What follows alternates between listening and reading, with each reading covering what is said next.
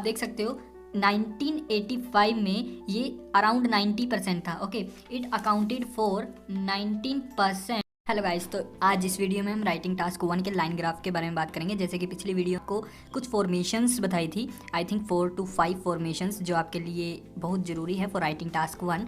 And line graph में इसमें हम भी दो तरह से, that is trend and comparison, इन दो तरीक़ों से हम अपना पूरा ग्राफ राइट कर सकते हैं और इसको एक नई लुक दे सकते हैं। वो कैसे कैसे देखिए, पहले सबसे पहले ट्रेंड की बात करते हैं। तो ट्रेंड में अगर जैसे कोई इंक्रीज डिक्रीज ट्रेंड, इस वीडियो में आपके लिए एक एग्जांपल भी लेके आया हूँ। इस एग्जांपल की मदद से हम देखेंगे कि किस तरह से हम अपने राइटिंग टास्क 1 में अच्छा परफॉर्म कर सकते हैं। ओके, तो ट्रेंड में हमें सबसे पहले इंक्रीज डिक्रीज कांस्टेंट और फ्लक्चुएशन, इनके ऊपर ज़्यादा मतलब कि फोकस करना होगा अगर हम ट्रेंड के वे से एक किसी भी ग्राफ को रिप्रेजेंट करते हैं। लेकिन उसकी दूसरी तरफ अगर हम कंपैरिजन के, तो हमें हाई लो, मोर और लो, लेस सॉरी, ग्रेटर देन और स्मॉलर देन, मैक्सिमम और मिनिमम, इन चीज़ों के बारे में ज़्यादा फोकस करना पड़ेगा इन चीज़ों पर। तो दोनों ही वे बहुत अच्छे हैं for writing task 1 line graph या किसी भी ग्राफ के लिए। मैं रिकमेंड करूँगा कि आप दोनों का यूज़ करें। दोनों में जो कॉमन आता है, कॉमन इज इक्वल और सेम, सिमिलर और आइडेंटिकल, मैक्सिमम और minimum.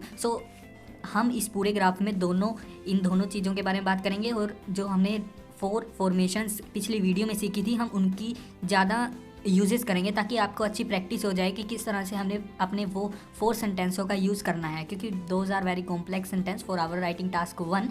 So let get started with our example. लेकिन स्टार्ट करने से पहले मैं आपको एक स्ट्रक्चर बता देना चाहता हूँ कि किस तरह से हम राइटिंग टास्क 1 के किसी भी ग्राफ के बारे में बात करेंगे या लिखेंगे इसको। ओके, तो सबसे पहले आप स्ट्रक्चर देख लीजिए।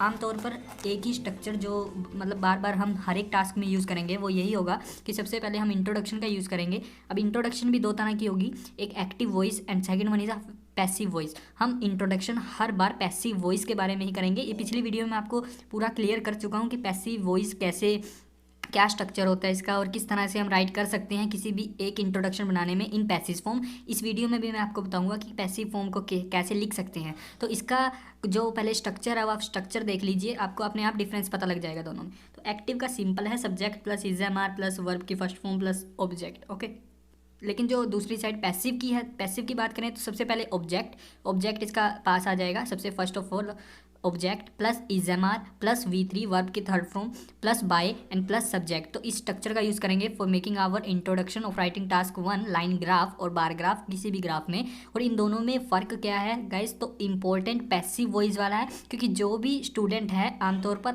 आउट ऑफ 100% 90% स्टूडेंट्स ऐसे होंगे जो एक्टिव वॉइस का यूज़ करेंगे, लेकिन 10% ही कुछ ऐसे होंगे जो पैसिव वॉइस का यूज़ करोगे। तो मैं आपको एक ही रिकमेंड करता हूँ कि पैसिव वॉइस का ही यूज़ कीजिए। बहुत आसान है, आराम से इसकी प्रैक्टिस हो जाएगी तो आपको भी आसान लगने लग जाएगा। तो हम इसमें पैसिव वॉइस के बारे में बात करेंगे, फिर इसके बाद हम BP1 और BP2 के बारे में बात करेंगे। अब आप सोच रहे होंगे कि कंक्लूजन के इंट्रोडक्शन के बाद तो कंक्लूजन आती है, लेकिन हम BP1 और BP2 क्यों? हम कंक्लूजन की बात भी करेंगे। ये कोई मैंडेटरी नहीं है कि इंट्रोडक्शन के बाद ही आप अपनी कंक्लूजन लिख सकते हो। कई स्टूडेंट ऐसा करते हैं जो इंट्रोडक्शन के बाद ही अपनी कंक्लूजन लिखना बेटर समझते हैं, लेकिन मैं आपको एक ही बात कहूँगा कि आप इंट्रोडक्शन के बाद BP1 और BP2 कीजिए, फिर उसके बाद आप कंक्लूजन पे आइए, क्योंकि कंक्लूजन एक ऐसा है जो आपको सबसे पहले अपना पूरा का पूरा ग्राफ होगा, वो रिप्रेजेंटेशन के बाद एक कंक्लूजन निकालना पड़ेगा, उसके बाद ही आप कंक्लूजन दे सकते हो। तो इसलिए मैं रिकमेंड करूँगा कि आप BP1 BP2 इंट्रोडक्शन के बाद लिखें, उसके बाद अपना कंक्लूजन दें, और कंक्लूजन भी अच्छी तरह से दें। वो भी बताऊंगा कि किस तरह से आप कंक्लूजन दे सकते हो। तो चलिए गाइस स्टार्ट करते हैं हमारे सैम्पल आंसर के साथ। तो सैम्पल आंसर में सिंपल सी पहले इंट्रोडक्शन पढ़ लेते हैं। ये हमारा पूरा ग्राफ है, तो line graph, it's called line graph अगर आप बिगनर हो तो।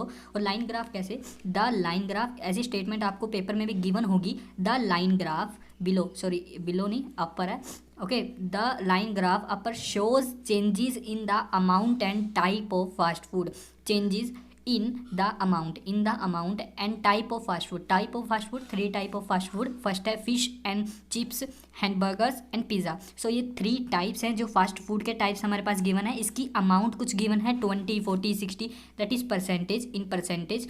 ओके, ये सभी हमें परसेंटेज में गिवन है। और उसके बाद इसके the amount and type of fast foods दोनों हो गए। Consumed by Australian teenagers, okay, Australian teenagers by के द्वारा जो कंज्यूम किया गया, ये भी हमें जो दी गई है, ये भी पूरी हमें पैसिव वॉइस में दी गई है, तो हम पैसिव वॉइस में ही इसको कन्वर्ट करेंगे। आगे ईयर दिया गया है फ्रॉम 1975 टू 2000, फ्रॉम 1975 टू 2000। चलिए हम शुरू करते हैं हमारे सैम्पल आंसर से। तो वीडियो को एंड तक देखना, क्योंकि इसके बाद कुछ वोकेबलरी वर्ड्स भी होंगे। मैं आपको बताऊंगा कि आप वोकेबलरी वर्ड्स को किस तरह से यूज़ कर सकते हो। और अब तक अगर आपने चैनल को सब्सक्राइब नहीं किया है तो जाइए और सब्सक्राइब करके फिर दोबारा आके ये वीडियो देखिए। It's a very useful video for IELTS student, so don't miss it. तो चलिए अब हम अपना सैम्पल आंसर शुरू करते हैं और किस तरह से इंट्रोडक्शन लिखनी है।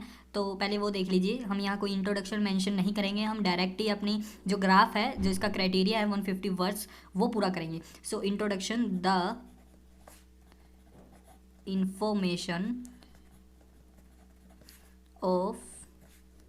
Information of that is a changes in the amount, we can cut it down. और हम यहाँ से शुरू कर सकते हैं, the information of various type of, आप फ्रोजन फूड भी लिख सकते हो, बट यहाँ मैं पास्ट से ही इसको मेंशन करूँगा ताकि आपके लिए पढ़ने में आसानी हो। जैसे fast food, junk food, frozen food, आप कुछ भी यूज़ कर सकते हो अपने राइटिंग टास्क में। सो मैं इसको सिंपल बनाना चाहता हूँ, इसलिए मैं फास्ट का यूज़ कर रहा हूँ। The information about the information about the, so here you can use the information about the various type of fast food,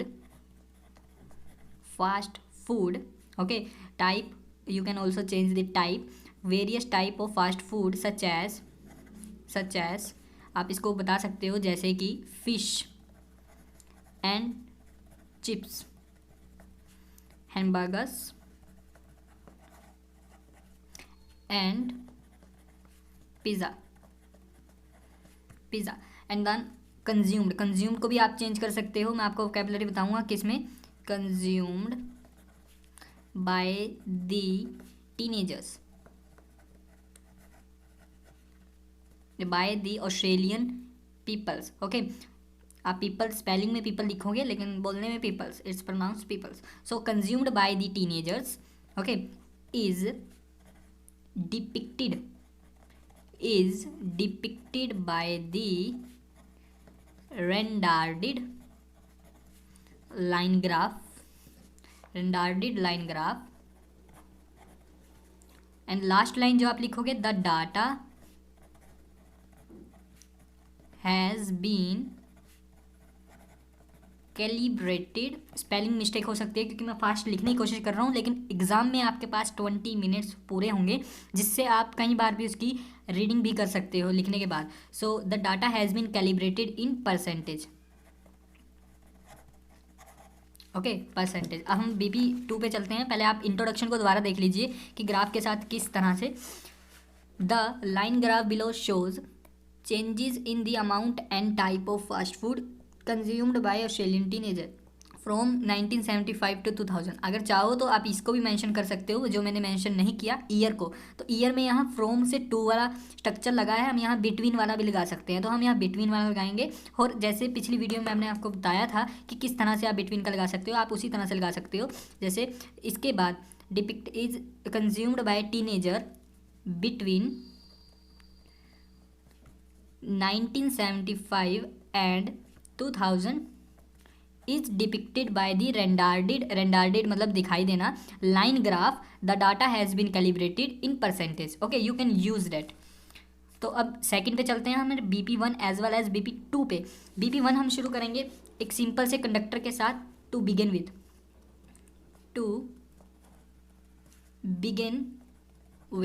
okay.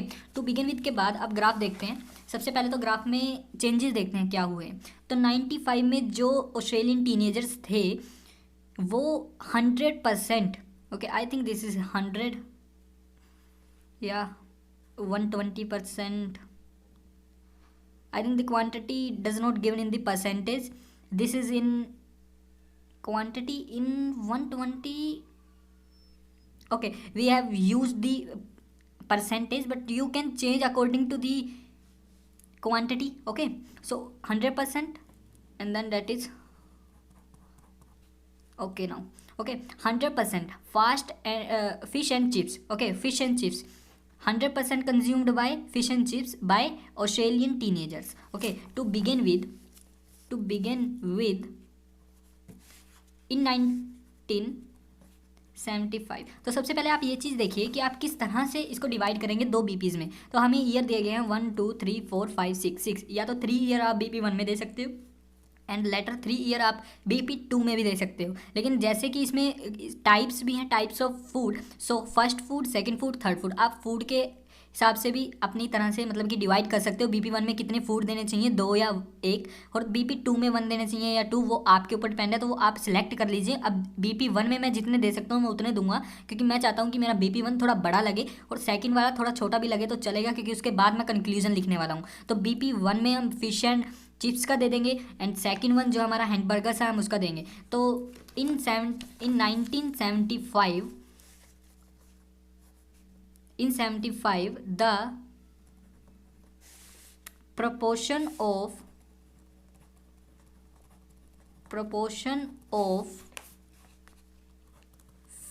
fish and chips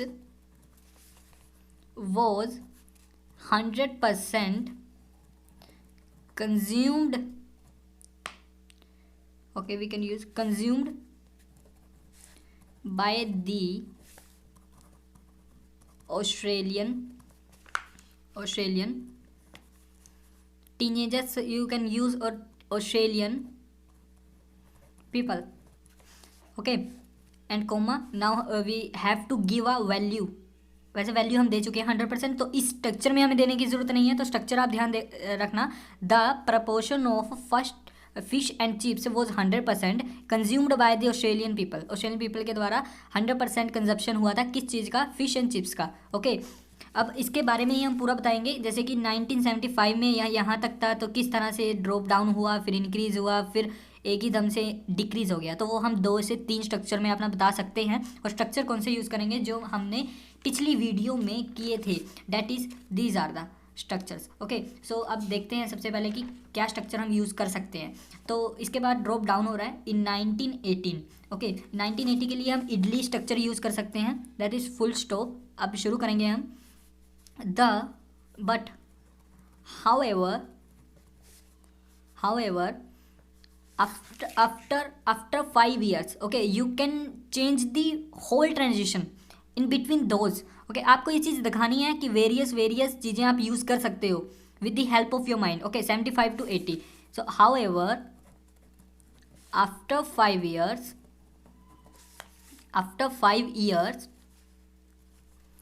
the percentage decreased। कैसे decrease हुई है, slightly नहीं, sharply, it's a sharp decrease. Okay, decreased sharply. Okay, अब value देनी है कि कितने पे आ गई, डिक्रीज शार्पली। अब 2 का यूज़ करोगे तो एग्जैक्ट वैल्यू बताओगे कि किस 2 का यूज़ करोगे। अगर तो एग्जैक्ट वैल्यू बताओगे कि अराउंड 79% पर स्टिक हुई है। अगर आप यहाँ बाय का यूज़ करोगे तो आपको 100 में से जितने पे भी आई है वो कैंसिल आउट करना पड़ेगा। उसके बाद अराउंड 20 आपका आंसर आएगा। ओके, तो ये चीज़ आप ध्यान रखना, sharply by 21% I think so. और आप इसकी जगह 79%। ओके, आप इसका यूज़ कर सकते हो, बाय का और 2 का क्या मतलब मीनिंग ही चेंज हो जाएगा अगर आपने ये 2 इंटरचेंज कर दिए। तो बाय का मतलब होता है कि बाय कितने से डिक्रीज़ हुई या कितने से इंक्रीज़ हुई। 2 का मतलब है पहले किस पे थी और अब किस पे है। तो ये हमारा कुछ वैल्यूज़ के लिए है, ये आप ध्यान में रखना कि किस तरह से कर सकते हो। अब नेक्स्ट पे चलते हैं हम। नेक्स्ट ईयर हमारा जो है, हमारा नेक्स्ट ईयर है 1985, जिसमें क्या हुआ है, एक स्मॉल इंक्रीज़ हुआ है, उसके बाद डिक्रीज। सो इंक्रीज़ हम कैसे मेंशन करेंगे, इंक्रीज़ के लिए हम एक स्ट्रक्चर का यूज़ करते हैं। Wait a second. So decrease हुआ है ना, तो परसेंटेज डिक्रीज़ हुई है ना, सो ए ड्रामेटिक डिक्रीज़। अब डिक्रीज़ इंक्रीज़ के वर्ड भी मैं आपको बताऊंगा कि किस तरह से आप लिख सकते हो। डोंट वरी, ये आपका फर्स्ट लेक्चर है, आई थिंक सेकंड लेक्चर है, और लाइन ग्राफ आप पहली बार कर रहे हो अगर, तो इसलिए मैं आपको थोड़ा आसान वे में, मतलब सिंपल वे में आपको बता रहा हूँ। ज़्यादा हार्ड कोई वर्ड कोई वर्ड यूज़ नहीं कर रहा, वोकेबलरी यूज़ नहीं कर रहा, ये बिल्कुल ही बेसिक है जो आपको आना चाहिए। तो इसलिए मैं आपको ये सिंपल बता रहा हूँ। जैसे जैसे हमारा लेवल इंक्रीज़ होगा वैसे वैसे हम भी एडवांस तक चलते रहेंगे और कुछ ज़्यादा हैवी वर्ड्स का यूज़ करेंगे और जो बिल्कुल ही सिंपल होंगे for you if you are preparing for this. Okay, so a dramatic decrease है ना, तो a dramatic decrease was seen की जगह आप ऑब्जर्व लिख सकते हो, नोटिस्ड लिख सकते हो। Seen in the consumption, you can use consumption. Okay, consumption in the consumption of किसकी, फिश एंड चिप्स।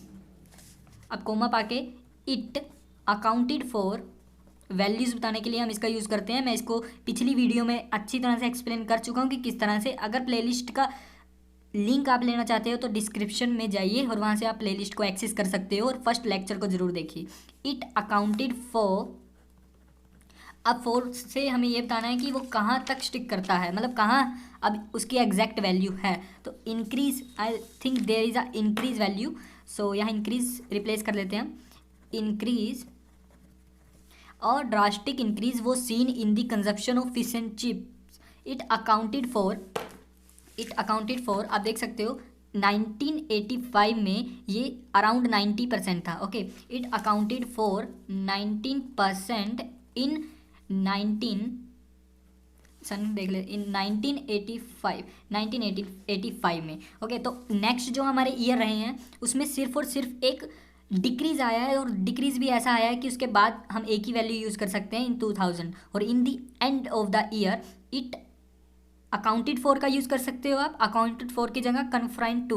ओके, मैंने पिछली वीडियो में बताया कि आप किस तरह से यूज़ कर सकते हो, तो इसमें भी हम करेंगे। सो वेट कीजिए, तो इसके बाद एक ही सेंटेंस का यूज़ करेंगे, और ये बहुत बड़ा डिक्रीज़ है तो इसके लिए भी हम एक सेंटेंस का यूज़ कर सकते हैं, जैसे कि ये। इसका यूज़ कैसे करेंगे आप वो देखते हैं। सो देयर वॉज अ, अब ड्रामेटिक आप दोबारा यूज़ कर सकते हो, या स्लाइड यूज़ कर सकते हो। There was a slide, this is a slide. Okay, decrease observed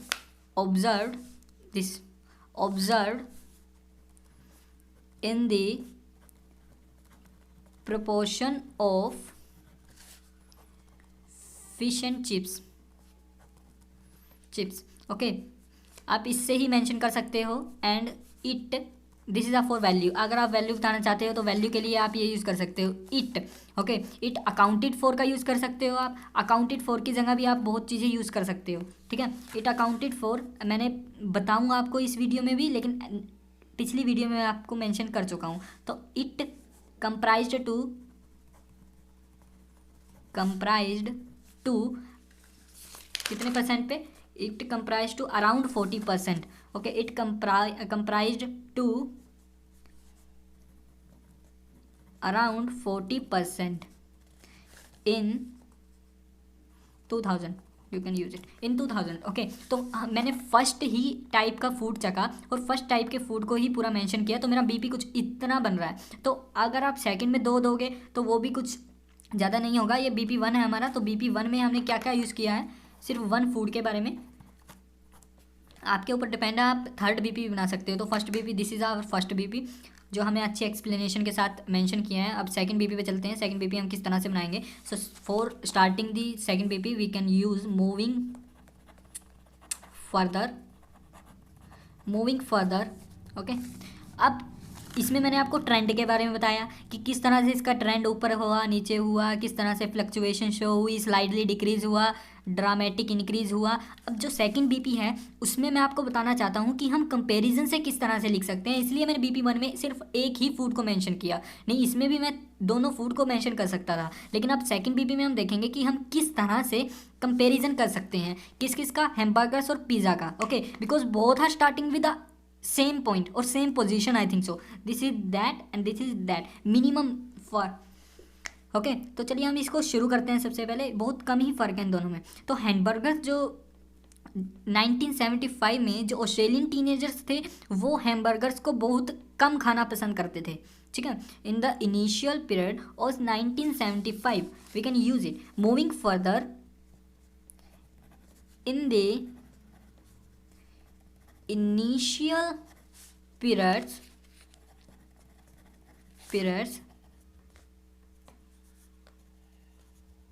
around, merely भी बोल सकते हो आप, for only merely, around that is around I think so 10%, okay, so around 10% teenagers interested to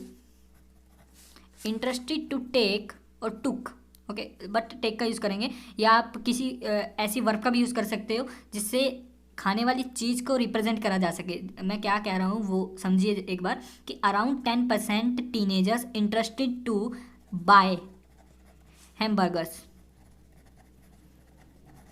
अब कहीं ऐसे सोच रहे होंगे कि सेकंड फॉर्म का यूज़ क्यों नहीं किया, तो जब भी जहाँ भी आपके पास टू का यूज़ होगा उसके बाद हमेशा हमारे पास वर्ब की फर्स्ट फॉर्म का ही यूज़ होगा। हमें सेकंड फॉर्म का यूज़ करना था, वो मैंने इंटरेस्टेड में कर दिया। तो 10% teenagers interested to buy hamburgers, okay, hamburgers and, और एंड की जगह आप एक और चीज़ यूज़ कर सकते हो, नेवरदलेस, वाइल मेयरली, मतलब ओनली, वाइल ओनली 5%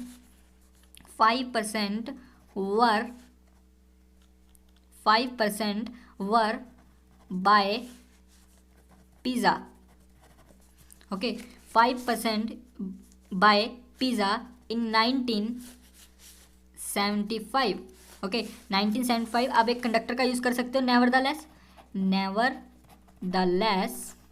नेवरदलेस का मतलब ही हाउएवर होता है, तो however, whereas, nevertheless, nonetheless, आप इस चीज़ों का यूज़ कर सकते हो, और आगे वीडियो में और भी हम यूज़ करेंगे। सो नेवरदलेस आगे हम देखते हैं कि कहाँ तक ये कंटिन्यूसली फ्लो कर रहा है, कि इंक्रीजिंग ऑर्डर में कहाँ तक है, फिर हम एक सेंटेंस का यूज़ करेंगे, okay. So increase, I think both have increase 1975 तक, उसके बाद दोनों ही कांस्टेंट है। सो 1995 तक, तो हम इसको एक नई लुक देते हैं for our new structure, there had been a, so लिखते हैं there, nevertheless there had been a adjective का यूज़ हम ड्रामेटिक ही यूज़ करेंगे। आप ड्रास्टिक भी कर सकते हो, और भी वर्ड्स हैं मैं आपको गिवन कर दूंगा, या वीडियोस में आप जाकर देख सकते हो। There had been a dramatic increase और decrease, it's a increase, dramatic increase observe, manifested, seen, noticed, किसी भी वर्ड का आप यूज़ कर सकते हो। ड्रामेटिक इंक्रीज्ड, या इंक्रीज भी यूज़ कर सकते हो आप, यहाँ V1 V2 आपके पास ऑप्शनल है, आप V1 भी यूज़ कर सकते हो और V2 भी यूज़ कर सकते हो। अगर V1 करते हैं तो इसका इंक्रीज्ड हम D काट देंगे, so increase, okay, increase, noticed, आप ध्यान से सुनिए, noticed in the consumption of hamburgers, okay, that is I think सो कितना, अराउंड कितने percent hamburgers, that is, this is more than 100 but we have still gone to 100 because it's 100, okay, for क्योंकि हम percentage में लेके चल रहे हैं इसलिए हम 100 तक ही लाएंगे, लेकिन इससे ऊपर अगर आपके पास मतलब कि यही ग्राफ हो और उसमें मेंशन दे रखा हो कि क्या क्वांटिटी ले रहे हैं, केजी में ले रहे हैं, 100 क्विंटल में ले रहे हैं, तो उस तरह से आप इसको चेंज कर सकते हो, लेकिन यहाँ 100% तक ही मैं यूज़ करूँगा, ओके। इन 1995 में 100%, okay. Hamburgers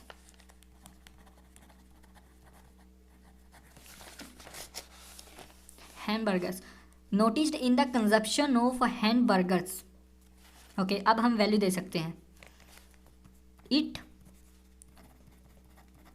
accounted for hamburgers, या फिर आप एक और काम कर सकते हो, मैं इसको कट डाउन कर रहा हूँ क्योंकि एक नया स्ट्रक्चर मेरे माइंड में आया है रिस्पेक्टिवली का, तो हम वो यूज़ करेंगे। तो increase noticed in the consumption of hamburgers and, और दूसरा हमारे पास क्या था, पिज़्ज़ा एंड पिज़्ज़ा, अब कोमा, इट अकाउंटेड फॉर, यही लिख देता हूँ ताकि आपको समझने में दिक्कत ना हो, for it accounted for 100%, and second one is our 1995 around 80%, it's a 78 around 100% and 78% respectively. Okay इसका मतलब क्या है कि 100% फॉर हैमबर्गर्स एंड के बाद जो 78% है फॉर पिज़्ज़ा। ओके तो रिस्पेक्टिवली का स्ट्रक्चर भी बहुत इंपॉर्टेंट है, यहाँ से उतार दीजिए आप कि आपको जब भी एक वैल्यू देनी होगी तो आप अकाउंटेड फॉर का यूज़ कर सकते हो, आप और किसका यूज़ किया था, अकाउंटेड फॉर का यूज़ कर सकते हो, कन्फ्रंटिंग का यूज़ कर सकते हो, उसके बाद आप रिस्पेक्टिवली का यूज़ कर सकते हो। रिस्पेक्टिवली के भी बहुत सारे एग्जांपल हैं जो हम आगे वीडियोस में देखेंगे कि रिस्पेक्टिवली किस किस तरीके से यूज़ किया जा सकता है और इसकी जगह हम क्या क्या यूज़ कर सकते हैं फॉर वोकैबुलरी पर्पस। तो बहुत ज़्यादा इंपॉर्टेंट है ये प्लेलिस्ट पूरी आपके लिए, क्योंकि इसमें आपको नए से नए वर्ड सीखने को मिलेंगे। मैं आपको एक गारंटी देता हूँ कि अगर आपने 15 दिन लगातार कंटिन्यूसली पूरी की पूरी प्लेलिस्ट के एक एक वीडियो को देखा है तो आपके मोर देन 6 बैंड्स तो कहीं नहीं गए। Dam show for me. Okay so please पूरी वीडियो देखना, इसमें कोई मेरा मतलब फ़ायदे की बात नहीं कर रहा हूँ, मैं आपके लिए कर रहा हूँ कि मेरे कई स्टूडेंट्स मुझे कहते हैं कि आप सर वीडियो बनाइए जिससे हम ज़्यादा अच्छी तरह से समझ सकें, तो this is for those. Okay so आगे चलते हैं हम रिस्पेक्टिवली। अब हम बात करेंगे कंक्लूजन की। तो ये हमारा BP1 और BP2 है, पहले हम BP1 और BP2 को अच्छी तरह से पढ़ लेते हैं with introduction. Okay so this is, ये पूरी PDF आपको नीचे डिस्क्रिप्शन में मिल जाएगी पूरे ऐसे की, ओके ग्राफ की, जिसे आप अच्छी तरह से पढ़ सकते हो। तो बिना टाइम वेस्ट करते हुए हम अपने कंक्लूजन की तरफ चलते हैं। तो कंक्लूजन हमारा कुछ इस तरह से बनेगा, टू सम अप लिख सकते हैं, रैप अप लिख सकते हैं, टू सम अप। ओके एक बार कंक्लूजन देख लेते हैं। To sum up, it can be vividly manifested that। आप इस लाइन को तो नोट डाउन कर लीजिए, मैं आपको बताता हूँ इसके मतलब क्या है, पहले नोट डाउन कर लीजिए। To sum up, to sum up का मतलब हमारे पास है conclusion. It can be widely, widely का मतलब हमारे पास है सीन, कि वाइडली पूरी क्लियर अच्छी तरह से, एंड मैन्युफेस्टेड का हमारे पास वर्ड का यूज़ है ऑब्जर्व्ड के लिए, या फिर एक मैन्युफेस्टेड की noticed. To sum up, it can be widely note observed that, observe किया गया है from this. Okay observed that. अब इसका कंक्लूजन बनाएंगे, कंक्लूजन बिल्कुल ही मैक्सिमम और मिनिमम की तरफ ही जाएगा। ओके जो मैक्सिमम है वो फिश एंड चिप्स का था शुरू में, लेकिन at the end of the year 2000 में क्या हुआ, इसकी जो इसकी क्वांटिटी थी वो एक ही दम डिक्रीज होगी और 40% पर स्टिक होगी। तो हम इससे इसको रिलेट कर सकते हैं। So to sum up, it can be widely manifested that majority of teenagers. आप टीनेजर्स की जगह भी कुछ भी यूज़ कर सकते हो, गूगल जरूर कर लेना टीनेजर, सिनोनियम ऑफ टीनेजर्स। अब वोकैबुलरी मत ढूंढना, आप कंफ्यूज हो जाओगे, आप सिर्फ सिनोनियम ढूंढना जिससे आपको आसानी से टीनेजर्स के बहुत सी सिमिलर वर्ड्स यूज़ हो मिल जाएंगे और आप उनका यूज़ कर सकते हो फॉर योर राइटिंग टास्क 1। और किसी भी वर्ड के लिए आप गूगल पर उसके सिमिलर वर्ड्स को सर्च मारिए, आप उसकी वोकैबुलरी को सर्च मत मारिए, क्योंकि उसके बहुत ज़्यादा हैवी वर्ड आपके सामने आ जाएंगे जो हो सकता है आपको याद भी ना हो। तो आप उसके सिमिलर वर्ड्स सर्च मारिए, जैसे for majority, the similar words for majority. तो मेजॉरिटी के आपको एंटोनियम भी मिलेंगे और सिनोनियम भी मिलेंगे, तो दोनों में से आप देख सकते हो। तो majority of teenagers like to eat fish and chips in the first few years. Nonetheless,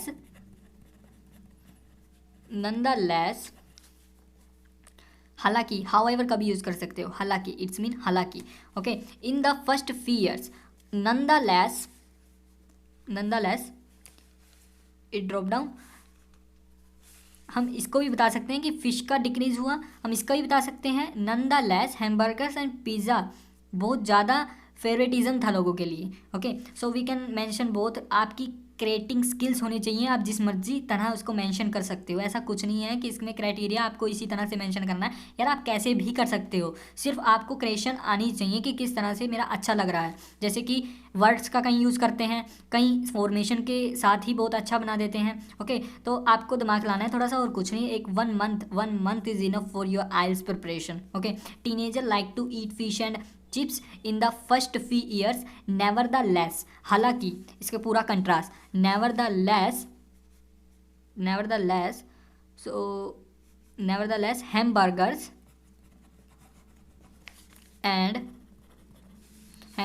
and pizza are, या वर, ओके वर, ये चीज़ ध्यान रखना पास्ट और प्रेजेंट का। Pizza were, hamburgers and pizza were not liked fast food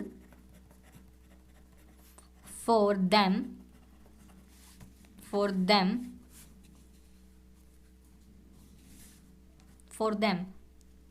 okay, you can sum up on this. लेकिन आप ज़्यादा भी बना सकते हो कि आप पूरा बताओ, लेकिन बताने की आपको ज़रूरत नहीं है, क्योंकि एग्जामिनर आपका सबसे पहले BP1 या BP2 में ही चेक कर लेगा कि आपने क्या कुछ बोल रखा है। तो आप यहाँ पर ही इनफ कर सकते हो। This is our conclusion guys. So आप लाइक शेयर सब्सक्राइब करके ज़रूर बताना कि आपको वीडियो कैसी लगी, और ऐसे ऐसे अगर सैम्पल आंसर आपको और भी चाहिए तो मैं आपके लिए और भी बना सकता हूँ, for line graph, bar graph, हर एक चीज़ के लिए। तो आप मुझे वीडियो के कमेंट बॉक्स में कमेंट करके ज़रूर बताना कि आपको और आगे किस तरह की वीडियो पसंद है, किस तरह से आप प्रैक्टिस करना चाहते हो, क्योंकि I am very confusing for you guys, क्योंकि मैं अपने स्टूडेंट्स को इसी तरह से प्रिपरेशन कराता हूँ for their IELTS test. So please आप बताना मुझे कि किस तरह से, और भी नए नए वर्ड्स हैं। वोकैबलरी, अब वोकैबलरी का वर्ड्स का कैसे यूज़ कर सकते हैं, तो वोकैबलरी का देखो कि सबसे पहले इंफॉर्मेशन मतलब इंट्रोडक्शन पढ़ेंगे अच्छी तरह से। अब इंट्रोडक्शन में कोई वर्ड ऐसा है जैसे कंज्यूम का हमें इंटरनेट पे बहुत ज़्यादा सिमिलर वर्ड्स मिल सकते हैं, तो हम कंज्यूम वर्ड को उठाएंगे और उसका सिमिलर वर्ड निकालने की कोशिश करेंगे। जो भी हमारे पास सिमिलर वर्ड होगा हम इसको उसके साथ रिप्लेस कर देंगे, तो इसको ही वोकैबलरी कहते हैं। और इसी तरह से आपकी वोकैबलरी इंक्रीज़ होगी। या जो भी वर्ड आप यूज़ करते हो वो आप साइड में लिख लो, ताकि जब भी आप किसी उस वर्ड को दोबारा यूज़ करो तो आप कॉपी में दोबारा देखकर उसको यहाँ पर लिख लो, रिप्लेस कर लो। ओके, तो फास्ट फूड है तो फास्ट फूड के आपको बहुत से मिल जाएंगे। आप इनको जो एग्जामिनर के द्वारा दी गई आपको चीज़ें हैं, जैसे fish and chips, hamburgers, pizza, आप इनको चेंज नहीं कर सकते, और इनको आप चेंज बिल्कुल भी मत कीजिएगा। लेकिन इसके साथ साथ जो उनकी कंडीशन है, सिर्फ एक कंडीशन है जो आपको फॉलो करनी पड़ेगी। फॉलो आपको ये करनी पड़ेगी कि किसी भी राइटिंग टास्क में, ओके, किसी भी राइटिंग टास्क में यू कैन नॉट यूज्ड, क्या नहीं यूज़ कर सकते, पर्सनल नाउन्स। पर्सनल नाउन्स क्या होते हैं, आई, वी, यू, दे। ओके, दे का आप यूज़ कर सकते हो, आई वी यू का मतलब क्या होता है कि आई वी यू, क्योंकि ना ये यूज़ क्यों नहीं कर सकते, सबसे पहले वो सुनिए कि हम इसको इसलिए यूज़ नहीं कर सकते कि जो भी हमारे पास टॉपिक गिवन होगा वो जर्नल वे में होगा, for general public, not for you, it's for a general public और for our society. So that's why we can't use I, we and you. ये चीज़ आप समझ लीजिए, ये बिल्कुल भी आप यूज़ नहीं करना, इसको बिल्कुल ही अवॉइड कर दीजिए। ये हो गया, या टोनिक प्रनाउन हो गए। टोनिक प्रनाउन कैसे, इनकी सेकंड फॉर्म और थर्ड फॉर्म, जैसे I, my, me, we, our, us, you, your, you. So इन पूरे वर्डों को आप अपनी डिक्शनरी से ही हटा दीजिए जब आप आइल्स कर रहे हो। तो मेरी मानो तो कोई भी इसको यूज़ नहीं करता, उनकी खुद की एक पूरा क्राइटेरिया है, एक बैंड डिस्क्रिप्टर है जिसमें उन्होंने क्लियरली मेंशन किया हुआ है। तो प्लीज़ गाइज इस पर गौर कीजिएगा, और वीडियो आप को कैसी लगी ये मुझे ज़रूर बताइएगा, जिससे मुझे मोटिवेशन मिले और मैं अगली वीडियो बार ग्राफ के ऊपर बनाऊं। This is for our line graph, whole line graph. Okay guys, so next video मिलते हैं। ये वीडियो कैसी लगी please please please like share and subscribe करके ज़रूर बताना।